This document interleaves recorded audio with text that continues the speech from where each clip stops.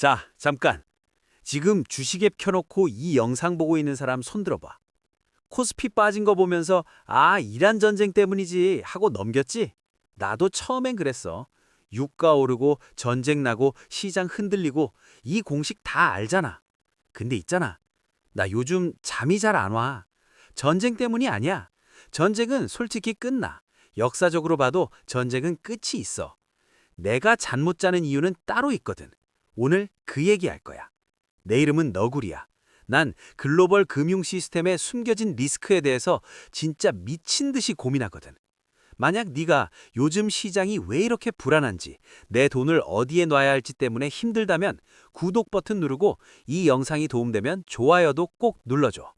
오늘 이 영상 끝까지 보면 남들이 전쟁 뉴스에 눈이 팔려 있을 때 네가 진짜 봐야 할 게 뭔지 보이게 될 거야. 자, 시작하자. 먼저 질문 하나 할게.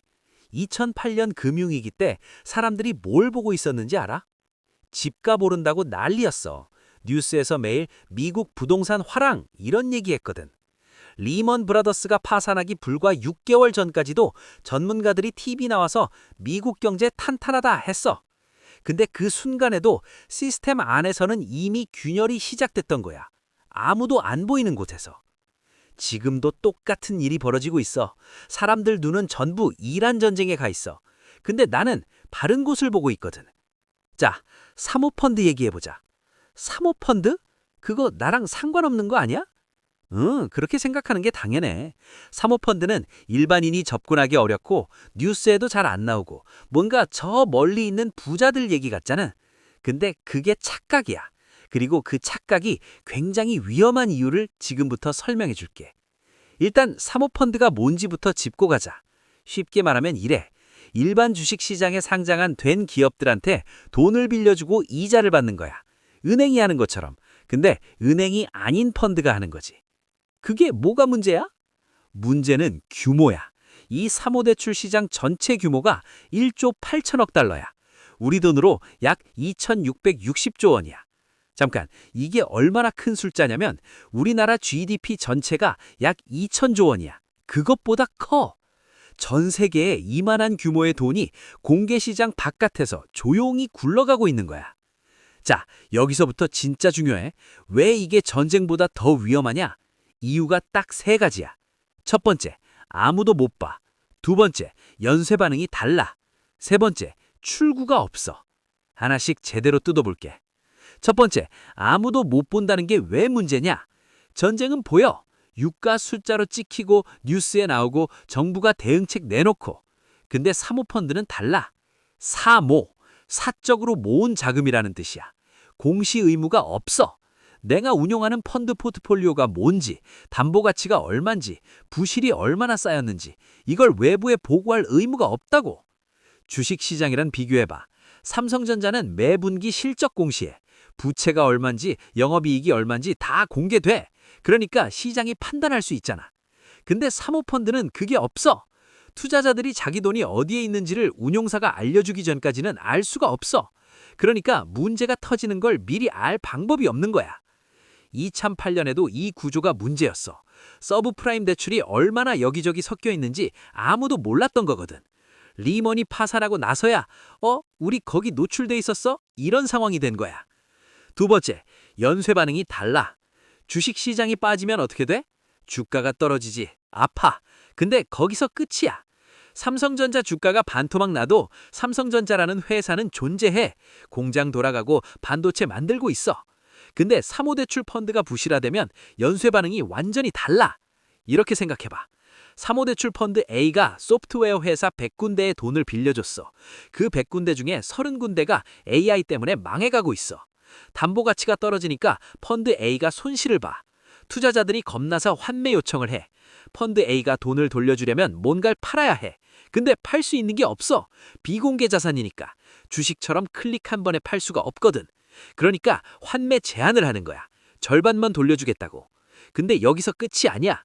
펀드 A가 환매 제한을 했다는 소식이 퍼지면 펀드 B, 펀드 C 투자자들도 겁나잖아. 그 사람들도 환매 요청을 해.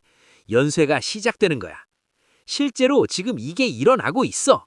클리프워터, 모건 스탠리, 블랙록 자회사 HPS 이 세 곳이 거의 동시에 환매 제안을 했어. 동시에 일어났다는 게 무서운 거야.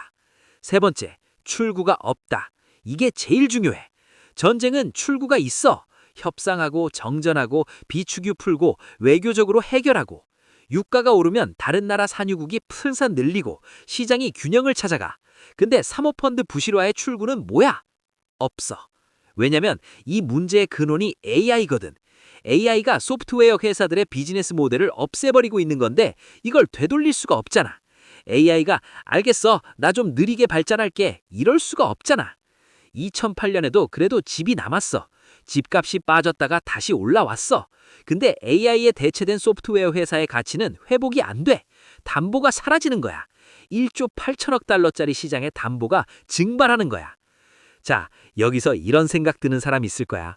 그래도 대형 금융사들이 알아서 관리하지 않겠어? 맞아, 그렇게 생각하는 게 당연해.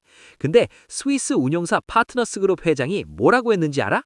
파이낸셜 타임즈에 직접 경고했어. 사모대출 비폴트 비율이 몇 년 안에 2배로 올라갈 수 있다. 이 사람이 누군데? 사모펀드 업계 내부 인사야. 경쟁사 망하라고 하는 얘기가 아니야. 자기 업계 전체에 대해서 경고하는 거야. 현재 연간 디폴트 비율이 2.6%야. 2배면 5.2%야.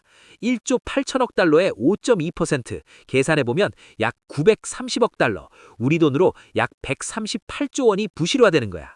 그것도 몇 년에 걸쳐서 매년. 이게 공개 시장으로 튀어나오기 시작하면 어떻게 되는지 2008년이 기억나지? 그리고 결정적인 게 하나 더 있어. JP모건이 움직였어. 이미 소프트웨어 기업들에 대출해준 사모대출 펀드의 담보자산 가치를 하향 조정하기 시작했거든. JP모건이 어떤 회사야? 월가 최대 은행이야. 이 사람들이 담보 가치를 깎기 시작했다는 건 뭘 의미하냐면 이미 내부적으로는 문제를 인식하고 있다는 거야. 공개적으로 터지기 전에 조용히 리스크 줄이고 있는 거지. 근데 일반 투자자들은 이걸 모르잖아. 공시가 안 되니까. 자, 진짜 무서운 시나리오 하나 그려줄게. 가정해봐. 내가 퇴직연금으로 안정적인 펀드에 돈을 넣어뒀다고, 채권 비중이 높다고 했어. 근데 그 펀드가 재간접 구조로 사모대출 상품에 일부 투자하고 있었던 거야. 내가 이걸 알아? 모르지. 공시 안 되니까. 어느 날 뉴스에 대형 사모대출 펀드 환매 제한 이런 기사가 뜨는 거야. 그때 내가 펀드 환매 요청해. 근데 이미 연쇄 반응이 시작된 뒤야.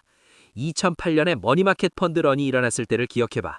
사람들이 이거 안전한 단기 펀드잖아 하고 넣어뒀는데 그게 서브프라임에 조금 물려 있었던 거야. 그리고 하루아침에 원금 못 돌려드릴 수 있어요. 이렇게 된 거거든. 지금 사모대출 펀드가 그 구조랑 너무 비슷해. 그럼 도대체 이게 언제 터지냐고? 솔직히 말할게. 아무도 몰라. 그게 제일 무서운 거야. 주식시장은 매일 가격이 찍혀. 언제 빠지는지 보여. 사모펀드는 가격이 안 찍혀. 환매 제한 공문이 투자자 이메일에 도착하는 날까지는. 다만 징조는 이미 보이기 시작했어. 징조 첫 번째, 대형 운용사들이 동시에 환매 제안을 했어. 클리프워터, 모건 스탠리, 블랙록 자회사 HPS. 이게 우연이 아니야. 징조 두 번째, JP모건이 담보가치 하향 조정을 시작했어. 이건 마진콜의 전 단계야. 징조 세 번째, 입계 내부 인사가 공개적으로 경고하기 시작했어. 이 정도면 내부에서는 이미 심각하게 보고 있다는 거야. 자, 그럼 지금 뭘 해야 하는지 얘기해 줄게.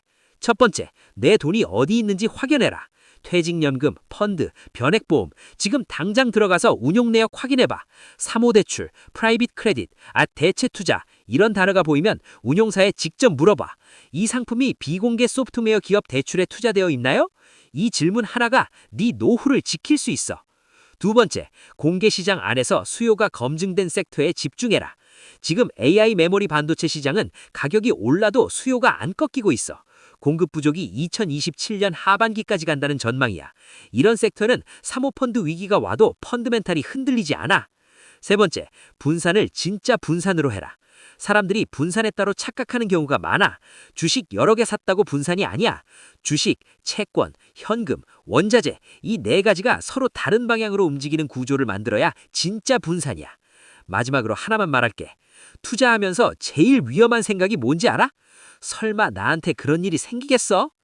2008년에 리먼 브라더스에 돈 넣어놨던 사람들도 그렇게 생각했어. 머니마켓 펀드가 원금 손실 날 거라고 아무도 생각 안 했어. 위기는 항상 아무도 안 보는 곳에서 시작해. 지금 모두의 눈이 전쟁에 가 있어.